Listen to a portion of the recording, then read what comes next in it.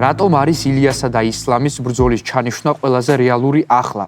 რატომ სჭირდება თავად UFC-საც ამ ბრძოლის გაკეთება და რა ქმნის მათ დაპირისპირებას MMA-ის ისტორიაში ყველაზე დიდ ბრძოლად? მახაჩევის მიერ მადალენას დამარცხებამ ერთი საკითხი გარდაუვალი გახადა. ილიასა და ისლამის ჩხუბი მხოლოდ გულშემატკივრების სურვილი აღარ არის. ეს დაპირისპირება აუცილებლად შედგება. ვიდრე ამ საკითხს დეტალურად განვიხილავდეთ, იქამდე შეგახსენებთ, რომ ჩვენი ეპიზოდის წარდგენი არის BetLive. მოდით ერთ საკითხზე შევთანხმდეთ. დღეს არც ილიას და არც ისლამს დასამტკიცებელი არაფერი არ აქვთ. ამ ბიჭებმა ყველაზე დიდ გამოწვევებს უკვე გაუძლეს. ერთმა ქვემსუბუქ და მსუბუქ დივიზიონში უდავო ლეგენდებს უბრალოდ გადაუარა. მეორე კი ყველაზე გრძელი გამარჯვებების სერიის ავტორია და ყველაზე კონკურენტუნარიან წონაში ძალიან დიდი ხნის განმავლობაში სათავეში იდგა. ახლა UFC-ში გვაქვს სიტუაცია, სადაც ორ მეზობელ წონაში, რომელიც მკვლელებით არის სავსე, ორი განსხვავებული სტილის დომინანტური მებრძოლი ყავს. მახაჩევი უფრო გაწონასწორებული, მეთოდური მოჭიდავეა და ისეთი მებრძოლია, რომელიც გეგმას არასოდეს უხვევს. ილია კი პირიქით, ფეთქებადი, აგრესიული და ნოკაუტების მანქანაა. სწორედ ასეთი სტილების განსხვავებულობა ქმნის იმ დიდ ბრძოლებს, რომელსაც გულშემატკივარი ყოველთვის ელის. გარდა ამისა, აქ ჩნდება მთავარი საკითხი, ინტრიგა, რომელიც MMA-ის გულშემატკივარს ყოველთვის აწუხებს. რომელი ჯობია, სტრაიკინგი თუ ჭიდაობა. ამ ბრძოლის გარდაუვალობას მხოლოდ ეს საკითხი არ განსაზღვრავს. ისლამს უნდა, რომ MMA-ის ისტორიაში თავისი სახელი ოქროს ასოებით ჩაწეროს და მსოფლიოში საუკეთესოობა დაამტკიცოს. თოფურია კი ამბიციური კაცია და სამმაგ ჩემპიონობას უმიზნებს. მისი უნარების მქონე კაცისთვის ეს არც ისე შორეული მიზანია. დგებათ საკითხი, სადაც ორივე მებრძოლს საკუთარი ისტორიის დასაწერად ერთმანეთის ჭირდებათ.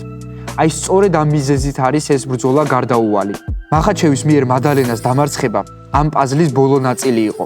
გამარჯვებაც ჩვეულებრივი არ ყოფილა. ისლამმა კარგად აჩვენა, რომ ახალ წონაშიც ისეთივე საშიშია, როგორც 70 კილოგრამში იყო. წონის ცვლილებამ არანაირი პრობლემა არ შეუქმნა არც მის კარდიოს, მით უმეტეს არც ძალას და არც ჭიდაობას.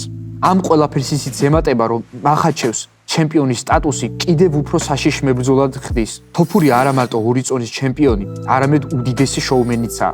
ეს აისახება როგორც რიცხვებში, ისევე გულშემატკივრების რაოდენობაში, მის ნოკაუტებშიც და იმ ენერგიაშიც, რომელიც მისი ყველა ბრძოლის წინ იგრძნობა. თოფურია იმ აურის მატარებელია, რომელიც გულშემატკივარს აფიქრებინებს, რომ ეს ბიჭი ძალიან დიდი ხნის განმავლობაში დაუმარცხებელი იქნება.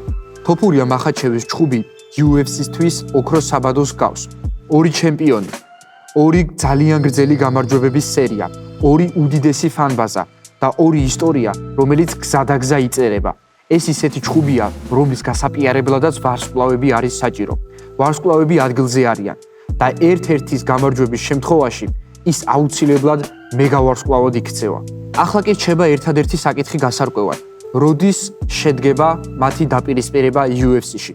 მერწმუნე დანა უაითი ასეთ საკითხებს ძალიან დიდი ხანი არ აჭიანურებს.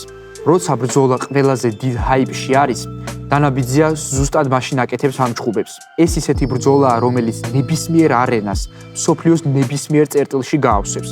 ეს დაპირისპირება მოიცავს როგორც ამერიკას, ისე ევროპას და ისე შუა აზიას. ეს ყველაფერი გვაფიქრებინებს, რომ UFC ამ ჩხუბის ჩანიშვნას დიდხანს აღარ გააჭიანურებს და ილიასა და ისლამის მეგაბრძოლა ძალიან მალე ჩაინიშნება. თქვენ კი დაგვიწერეთ კომენტარებში, ვინ მოიგებს ამ სუპერ ბრძოლას. თუ მოგეწონათ ვიდეო, დაალაიქეთ და გამოიწერეთ არხი, რათა არ გამოგჩეთ სიახლეები MMA-ის სამყაროში. მომავალ ვიდეომდე.